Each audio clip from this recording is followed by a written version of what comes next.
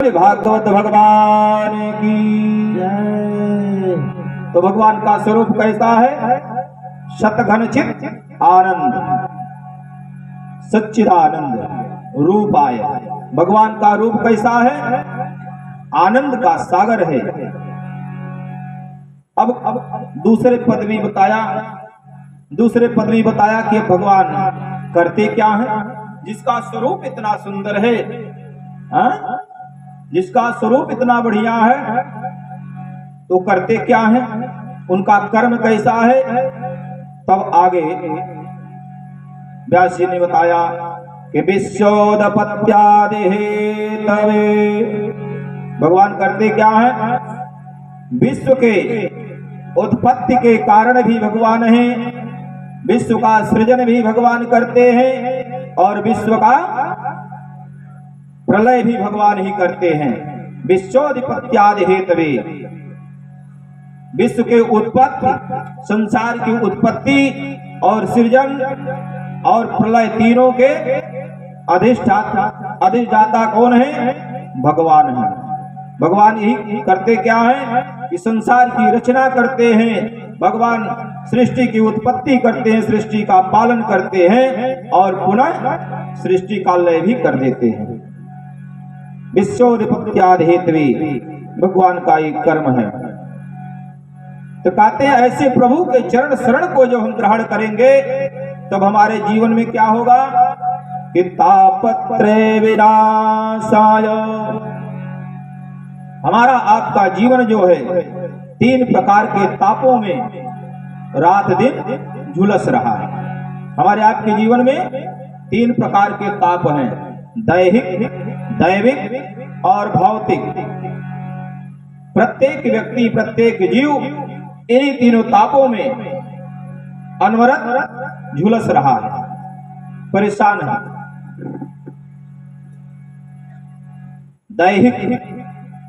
दैहिक ताप क्या होता है? शरीर में कोई रोग लग गया,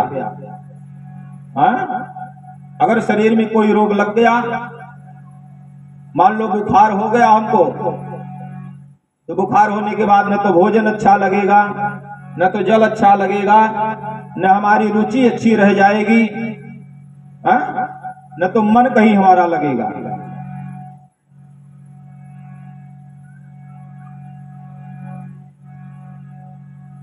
ये हो गया दैहिक ताप, शारीरिक ताप, ये भी हमको कष्ट देगा। दैविक, इसके बाद दैविक ताप है। दैविक ताप है जैसे कोई दैवी आपदा आ गई, भूकंप आ गया, कोरोना आ गया, ये सब दैविक ताप है। इससे भी कष्ट प्राप्त होता है। तो दैहिक, दैविक, इसके बाद भौतिक ताप। भौतिक ताप क्या है? कि हम भौतिक संसाधनों में जो भटक रहे हैं, जो हमने अभी बताया कि मन हमारा अनवरत जो है चलता रहता है, मन जो है इच्छा अनवरत चलती रहती है, तो ये भी एक प्रकार का कष्ट ही है। मन कभी शांति से रहने नहीं देगा। ये तीन प्रकार के ताप जो हैं हमारे आपके जीवन में, हर व्यक्ति के जीवन में कष्ट देते रहते हैं। जब हम भगवान की चरण शरण को ग्रहण कर लेंगे तो भगवान करते क्या है? कि तापत्रय विनाशाय श्री कृष्णाय वयं नमः। भगवान हमारे इन तीनों तापों का समूल नाश कर देंगे। जैसे ही भगवान की कृपा प्राप्त हुई कि तीनों प्रकार के जो ताप हैं इनसे मुक्ति मिल जाएगी। तो व्यास जी कहते हैं कि ऐसे परमपिता परमेश्वर, ऐसे पार ब्रह्म परमेश्वर के चरणों में हम प्रणाम करते हैं। श्री कृष्णाय वयं नमः। बोले भागवत भगवान की जय।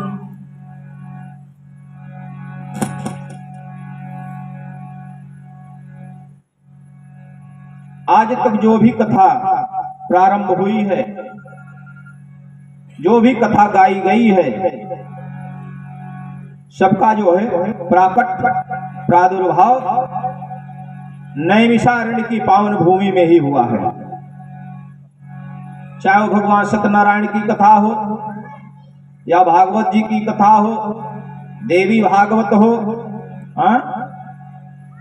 जितने भी पुराणों की कथा है, सबका गायन नैमिषारण्य की पावन भूमि में ही हुआ है। और सबके आदि श्रोता और आदि वक्ता दो ही लोग हैं। सूत जी ने सारी कथाओं का गायन किया है और शौनक आदि महात्मा इसके प्रमुख श्रोता हुए। ये दोनों लोग सूत जी महाराज आदि वक्ता हैं और शौनक आदि 88,000 ऋषि जो हैं, ये प्रमुख रूप से आदि श्रोता हैं। तो भागवत जी की भी कथा नैमिषारण्य की पावन भूमि में ही इनका भी प्राकट्य हुआ है। तो हम लोग भी अपने मन को नैमिषारण्य की पावन भूमि में ले चलें, बैठे बैठे अपने मन को नैमिषारण्य की पावन भूमि में ले चले, जहां पर सूत जी महाराज प्रधान वक्ता के रूप में विराजमान हैं और शौनक आदि महात्मा प्रमुख श्रोता के रूप में विराजमान हैं। बोले भागवत भगवान की जय। एक बार की बात है कि नैमिषारण्य की पावन भूमि में शौनक जी महाराज 88,000 ऋषियों के साथ विराजमान थे और 1000 वर्ष तक चलने वाले यज्ञ का इन्होंने आयोजन किया। ज्ञान यज्ञ का आयोजन किया कि जो 1000 वर्ष तक चलाया जाए। ऐसे यज्ञ का इन्होंने अनुष्ठान किया और एक दिन संध्या वंदन करके प्रातः काल शौनक जी महाराज आयु में तो वयोवृद्ध हैं और ज्ञान में भी पराकाष्ठा को प्राप्त हैं, लेकिन फिर भी भगवान की कथा में इनकी रुचि इतनी प्रगाढ़ है, इनका मन इतना लालायित रहता है भगवान की कथा सुनने के लिए कि किसी न किसी बहाने भगवान की कथा सुनने को प्राप्त हो। एक दिन इन्होंने स्नान ध्यान करके संध्या वंदन करके सूत जी महाराज के चरणों में प्रणाम किया और प्रश्न किया। सूत जी महाराज से प्रश्न किया शौनक जी महाराज ने कि हे गुरुदेव भगवान, मेरा कुछ प्रश्न है, इसका आप समाधान करिए। कि अज्ञानध्वांत विध्वंस कोटि सूर्य समप्रभ शोताख्याहि कथा सारम मम कर्णरसायनम।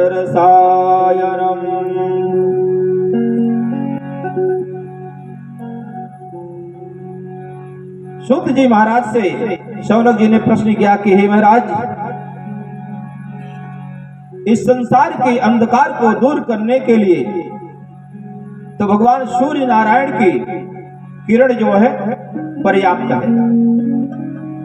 इस संसार में जब रात्रि रूपी अंधकार छा जाता है तो जैसे सूर्य नारायण भगवान की किरण इस संसार पर पड़ती है तो ये रात्रि रूपी कालिमा जो है अंधकार है दूर हो जाता है।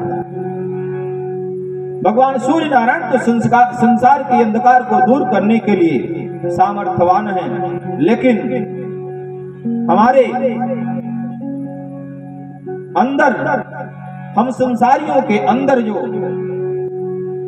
हमारे मन में जो अंधकार छिपा हुआ है, काम क्रोध मद लोभ रूपी जो अंधकार हमारे मन में छुपा हुआ है, इसको भगवान सूर्य नारायण की किरण जो है नहीं दूर कर सकती।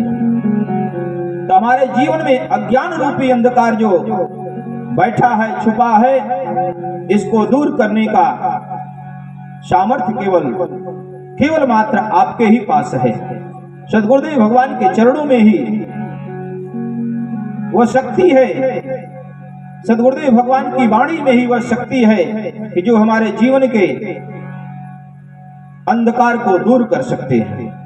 प्रश्न किया कि महाराज, काम क्रोध मद लोभ रूपी अंधकार हम जीवों के हृदय में जो छुपा हुआ है, जिसमें जीव फंसा हुआ है, इसका उद्धार, इस अंधकार को दूर केवल आप ही कर सकते हैं। गुरुदेव भगवान की कृपा आपके ऊपर है, आप ज्ञान के सागर हैं, तो आप कृपा करके हम संसारियों के ऊपर अनुग्रह करिए और अपने ज्ञान का थोड़ा सा प्रकाश हमारे जीवन पर भी डालिए, ताकि हमारे जीवन में जो अंधकार छुपा हुआ है, काम क्रोध मद लोभ जो छुपा हुआ है, इसका दमन हो सके।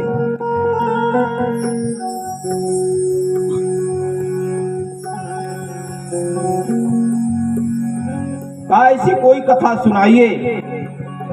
शौनक जी ने कहा कि महाराज ऐसी कोई कथा हमको सुनाइए कि जिसके द्वारा हम संसारियों के मन में जो अंधकार छुपा है वह दूर हो जाए। तब सूत जी महाराज ने प्रसन्न होकर के शौनक जी महाराज का साधुवाद किया। कहा, मैं जानता हूं कि आपके हृदय में भगवान की कथा सुनने की लालसा जागृत हुई है, नहीं तो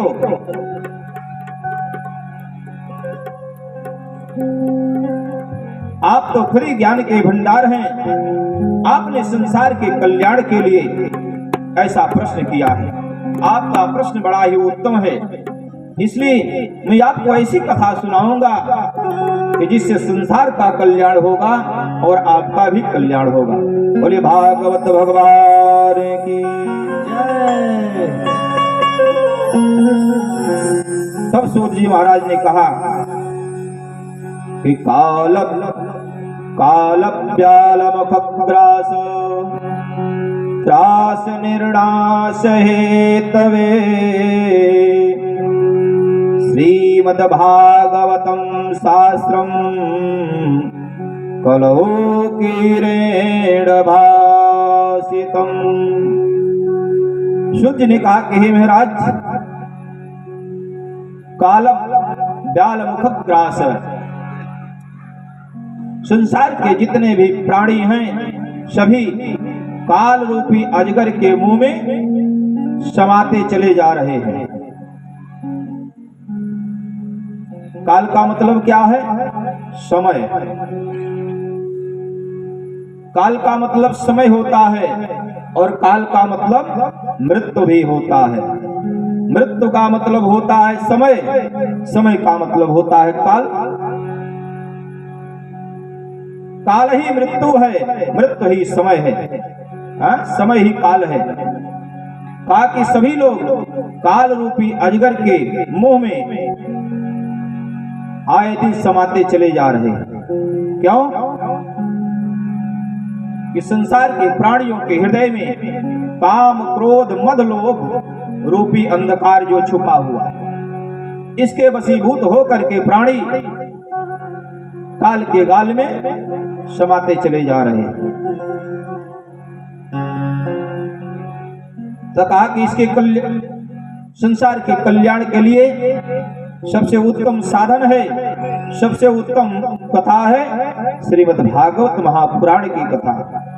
बोले भागवत भगवान की जय। कहा महाराज, मैं आपको ऐसी कथा सुनाऊंगा, श्रीमद् भागवत की ऐसी कथा आपको सुनाऊंगा कि जिससे आपके हृदय में जो अंधकार छुपा है वो दूर हो जाएगा और आने वाले समय में कलिकाल के प्राणियों के उद्धार के लिए एकमात्र सर्वोत्तम साधन होगा श्रीमद् भागवत महापुराण की कथा।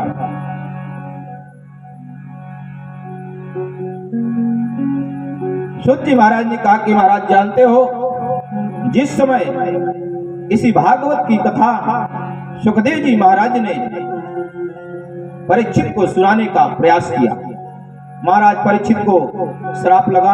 आगे कथा आएगी, प्रसंग आएगा, उस पर चर्चा होगी। संक्षेप में बताया कि जिस समय महाराज परीक्षित को श्राप लगा, ब्राह्मण बालक ने श्राप दिया कि तक्षक के द्वारा तुम्हारी मृत्यु होगी। महाराज परीक्षित ने राजपाट को छोड़ करके संन्यास ग्रहण किया और गंगा जी के किनारे बैठ गए और विचार विमर्श कर ही रहे थे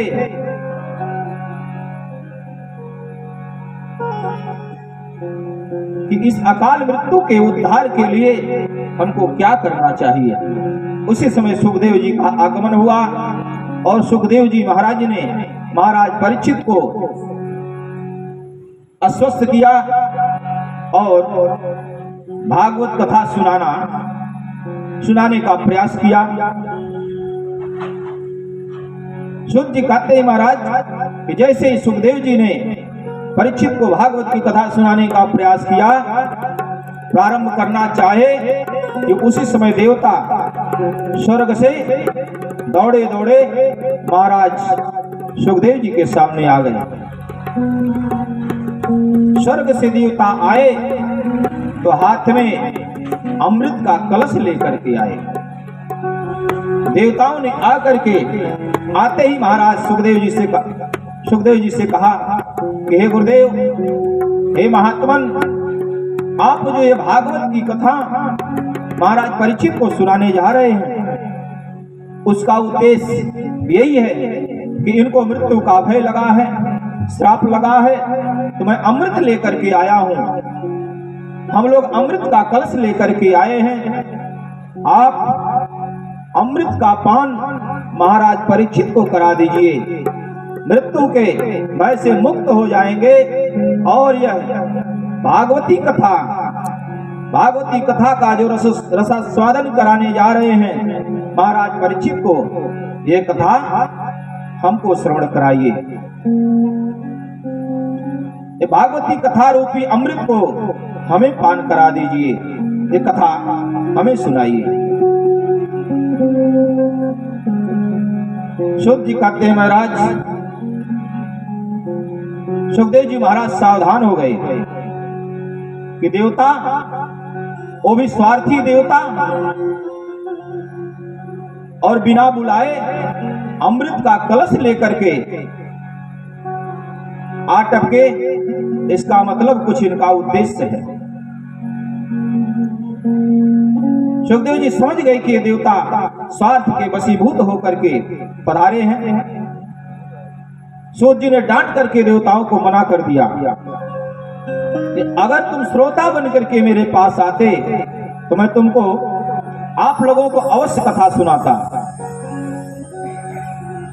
अगर आप लोग श्रोता बनकर के मेरे सामने आते तो हम भागवत की कथा आपको अवश्य सुनाते, लेकिन आप लोग तो सौदागर बनकर के आए हैं। सूत जी ने कहा महाराज देखो, देवताओं की बुद्धि, देवता कितने स्वार्थी होते हैं कि सौदागर बन करके आए कि महाराज अमृत का कलश ले लीजिए और भागवत कथा रूपी अमृत हमें पिला दीजिए। डांट करके मना कर दिया कि मैं ये कथा आप लोगों को नहीं सुनाने वाला हूं। अगर आप लोग सौदागर बन करके नहीं आते, श्रोता बन करके आते तो अवश्य सुनाता। सुखदेव जी ने कहा कि अच्छा बताओ, तुम्हारे अमृत का गुण क्या है? जो आप लोग अमृत हमको देने आए हैं, इसका गुण क्या है, इसका प्रभाव क्या है? देवताओं ने कहा महाराज यह अमृत है, और जिसने एक बार अमृत का पान कर लिया वह अमर हो जाएगा और स्वर्ग की प्राप्ति हो जाएगी। तो सुखदेव जी ने कहा महाराज ठीक है, अमृत पान करने के बाद जीव अमृत को तो प्राप्त कर लेगा, स्वर्ग की प्राप्ति को कर लेगा, लेकिन इसकी कोई सीमा है, कोई आयु है? देवताओं ने कहा जब तक उस जीव का पुण्य होगा जब तक पुण्य रहेगा तब तक वह स्वर्ग में निवास करेगा और स्वर्ग के सुखों को भोगेगा। कहा इसके बाद कहा जैसे ही उसका पुण्य क्षीण होगा पुनः मृत्युलोक में आ टपकेगा। बोले सच्चिदानंद भगवान की जय।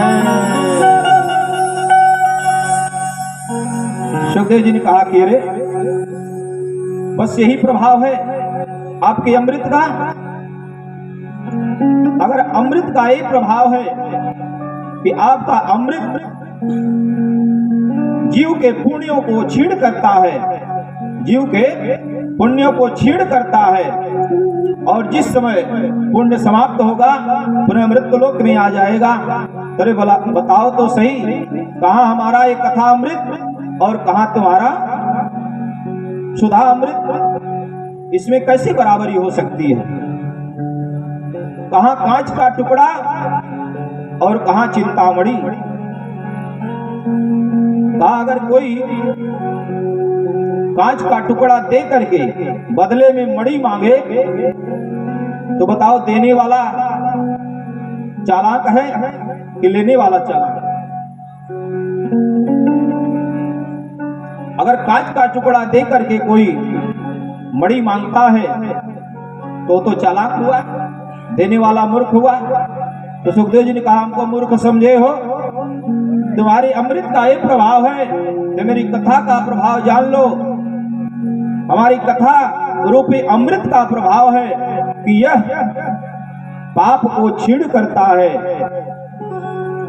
कथा अमृत क्या करता है कि पापों को छीण करता है और जब पापों को छीण कर देगा इसके बाद पुण्य को बढ़ाता है और जब पाप हमारे समाप्त हो जाएंगे, हमारे जीवन में पुण्य आएगा तो हमको भगवान की शरण ग्रहण प्राप्त हो जाएगी।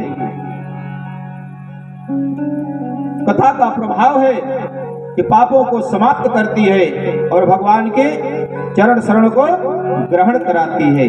जब भगवान की चरण शरण ग्रहण हो गई, भगवान की प्राप्ति हो गई तो पुनः जीव को वापस मृत्युलोक में आना ही नहीं पड़ेगा।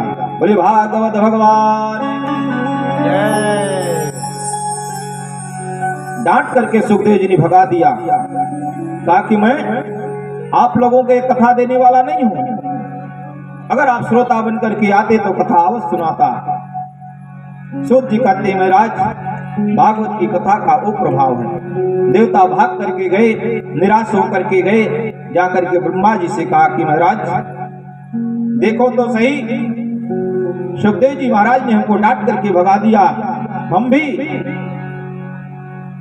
भागवती कथा में गोता लगाने गए थे, भागवत कथा रूपी अमृत का पान करने के लिए गए थे और हमको डांट करके भगा दिया। यद्यपि हम देवता हैं, उस कथा पर, कथा अमृत पर मेरा अधिकार पहले था, लेकिन ऐसा नहीं हुआ। सुखदेव जी ने हमको वंचित कर दिया। तो ब्रह्मा जी ने कहा ठीक है, रुको देखा जाए कि इस कथा का प्रभाव क्या होता है। परीक्षित को कथा सुनाने जा रहे हैं सुखदेव जी, तो कथा सुना लेने दो। सूत जी कहते हैं राज देवताओं ने देखा, ब्रह्मा जी ने देखा कि जब भागवत कथा को सुखदेव जी ने परीक्षित जी को श्रवण कराया और उसका प्रभाव क्या हुआ कि महाराज परीक्षित को मुक्ति प्राप्त हो गई। बोले भागवत भगवान की। जब यह दृश्य ब्रह्मा जी ने देखा तो इनका माथा चकरा गया। अरे इस कथा में इतना बड़ा गुण है, इस कथा के प्रभाव से मुक्ति प्राप्त हो जाती है। तो तुरंत इन्होंने एक तराजू पर संसार के जितने भी साधन हैं, धर्म के साधन हैं, शास्त्रों को रखा और एक पलड़े पर श्रीमद् भागवत ग्रंथ को रखा और तौला। जब तौला तो क्या हुआ कि संसार के जितने साधन हैं, जितने पुराण ग्रंथ हैं, वह पलड़ा जो है हल्का पड़ गया और भागवत, जिस पलड़े पर भागवत रखा गया वो पलड़ा भारी पड़ा। बोले भागवत भगवान की। सूत जी ने कहा कि शौनक जी महाराज, मैं ऐसी भगवान की कथा आपको सुनाऊंगा कि जिसका प्रभाव इतना बड़ा है।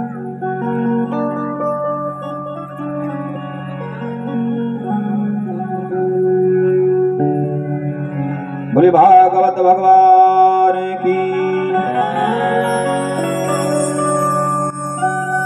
एकदा हि विशालायां चत्वार ऋषयो मला शतसंगार्थं समायाता ददर्शेषु तत्र नारदा।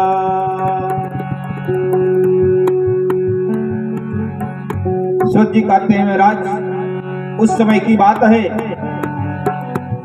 कि जब सनक, सनंदन, सनातन और सनत कुमार ये ब्रह्मा जी के मानस पुत्र हैं, एक बार सनकादि चारों भैया सत्संग की इच्छा से विशालापुरी में पधारे। विशालापुरी कहाँ है? बद्री धाम। बद्री नारायण धाम में सनकादि चारों भाई सत्संग की इच्छा से विचरण कर रहे थे। हमने पहले ही बताया कि सत्संग केवल मृत्यलोक पर ही मिलने वाला है, इसी धरा पर प्राप्त हो सकता है, बाकी न तो वैकुंठ में मिलेगा न स्वर्ग में मिलने वाला है। तो सनकादि चारों भाई सत्संग की इच्छा से विशालापुरी में पधारे और भ्रमण कर रहे थे।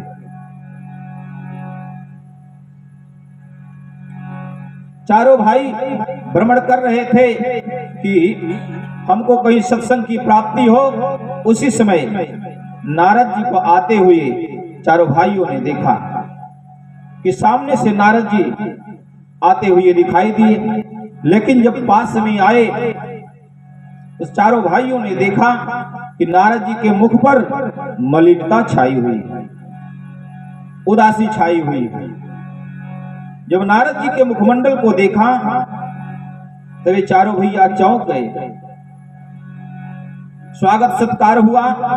इसके बाद सनकादि चारों भाइयों ने प्रश्न किया कि कथम ब्रह्मन्देन मुखः कुतश्चिन्तातुरो भवान् त्वरितं गम्यते कुत्र कुतश्चागमनं तव।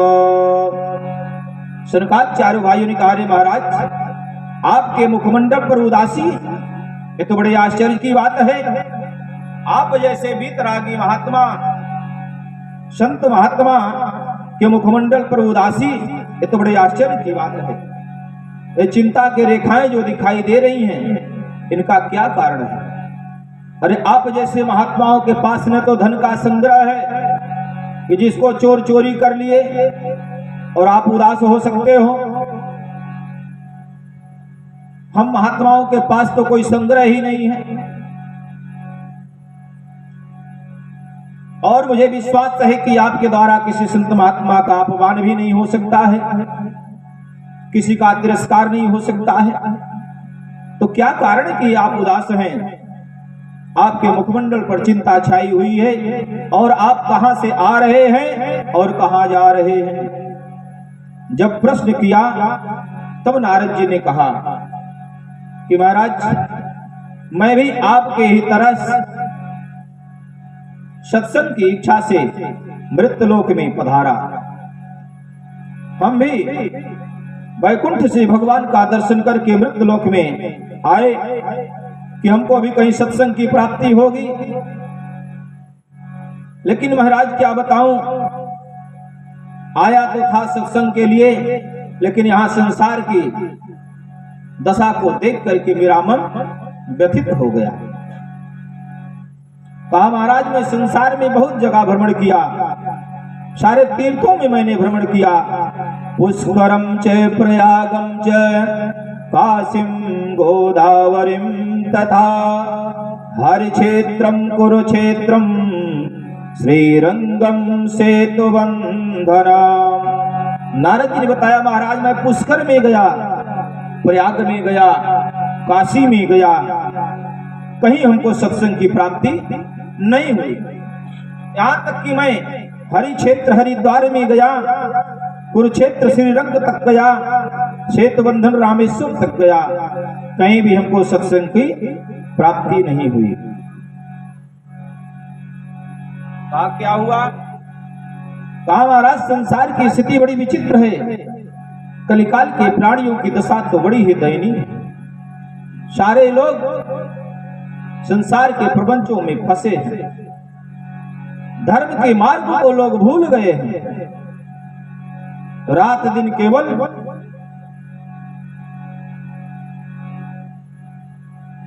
भरण और पोषण में लगे हुए हैं। सत्संग का नाम ही किसी के पास नहीं है, किसी के पास समय ही नहीं है। का संत महात्माओं की दशा तो बड़ी विचित्र है। मैंने सोचा कि चल करके किसी महात्मा के पास सत्संग को प्राप्त करेंगे, तो महाराज क्या बताऊं, कलिकाल के महात्माओं की स्थिति तो बड़ी विचित्र है। कहा आश्रम में मैं गया, आश्रम तो बहुत सुंदर बना है। अब आश्रम के बाहर लिखा है कि मौनी बाबा का आश्रम है। हाँ? आश्रम के बाहर लिखा है कि मौनी बाबा का आश्रम है, तो मौन का मतलब होता है शांति। कहा महाराज वहां मैंने देखा कि चारों तरफ शोरगुल हो रहा है, कहीं शांति नाम कोई शांति नहीं है। फिर आगे गया तो कहीं किसी महात्मा के आश्रम के बाहर लिखा है कि सन्यासी जी का आश्रम है, लेकिन वहां की स्थिति यह है कि उनके पास भी परिवार है, बाल बच्चेदार हैं और परिवार के भरण पोषण में वो भी लगे हुए हैं, वहां भी शांति नहीं है। इस प्रकार बताया कि सत्संग की इच्छा से मैंने भ्रमण किया, संत महात्माओं की स्थिति देख करके मेरा मन दुखी हो गया कि जिनके जीवन में केवल सत्संग होना चाहिए, भगवान की भजन होनी चाहिए, ये लोग भी अपने मार्ग से भटक चुके हैं।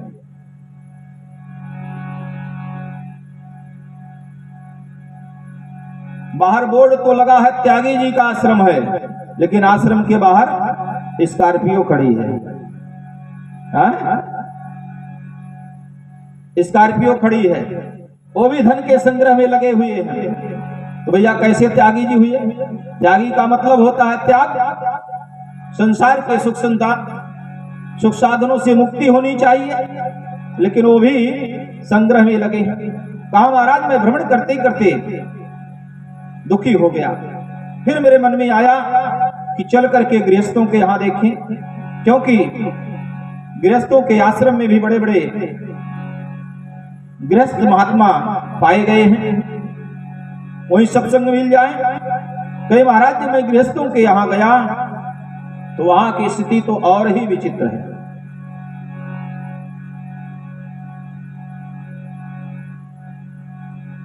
कहा गृहस्थ आश्रम में जब मैं पहुंचा तो वहां देखने को क्या मिला कि तरुणी प्रभुतागे श्याल को बुद्धिदायक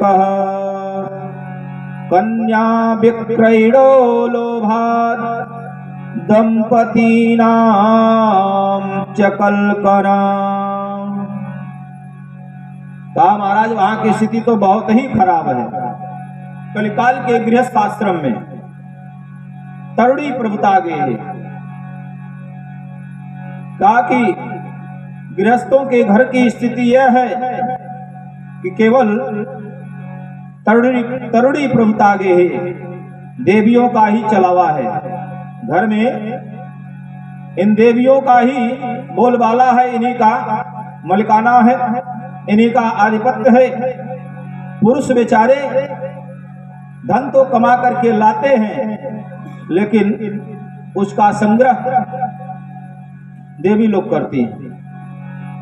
और तो और अगर परिवार में कोई आयोजन हुआ, कोई मांगलिक कार्य हुआ, तो परिवार में तो माता पिता हैं, बड़े भाई बंधु हैं, लेकिन उनका कोई सम्मान नहीं।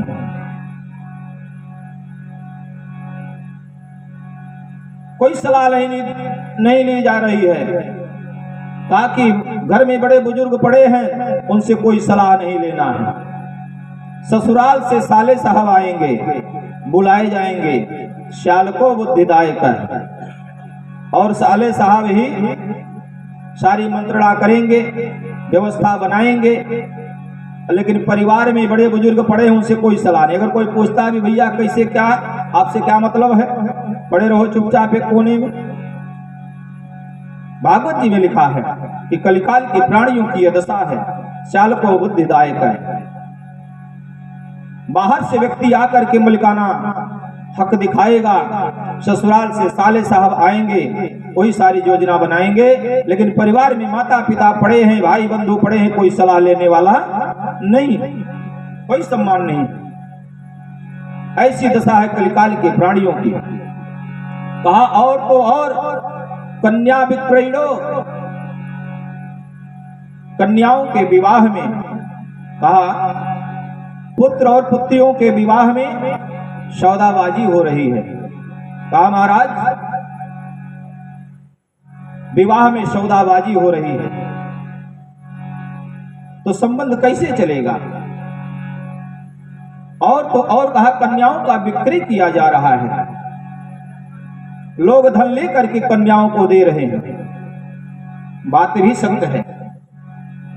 अभी तो समय कुछ सही चल रहा है, लेकिन आने वाले समय में ज्यादा नहीं, आज से 40-50 साल और समय जब आगे बीतेगा तो यही स्थिति होगी कि लोग धन दे करके बहू लाएंगे।